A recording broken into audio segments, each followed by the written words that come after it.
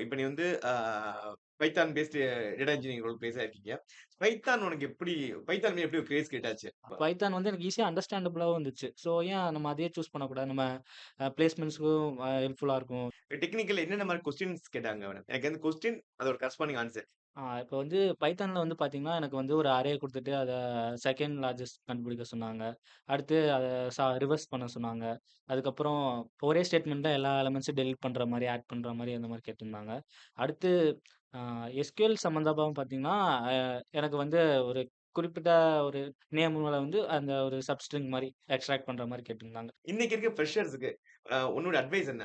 ஒரு ஐடி இண்டஸ்ட்ரிக்குள்ள வரணும் அப்டின்னா, அவங்கள எப்படி பிரிப்பேர் பண்ணிக்கணும்? இப்ப சில பேர் ஃப்ரெஷர்ஸ்மே சில பேருக்கு சில ரோல் மேல இன்ட்ரெஸ்ட் இருக்கும். பட் ஆனா என்னைய பொறுத்தவரைக்கும் என்ன சொல்லுவேன்னா, ஃபர்ஸ்ட்டு ஒரு ஐடி எக்ஸ்போஷர் கிடைக்கணும்னா இத பத்தி கம்ப்ளீட்டா தெரிஞ்சுக்கணும் அப்டின்னா, இதுக்கான லிங்க்க வந்து ஃபர்ஸ்ட் கமெண்ட்ல பின் பண்ணியிருக்கோம். அத பார்த்து தெரிஞ்சுக்கோங்க.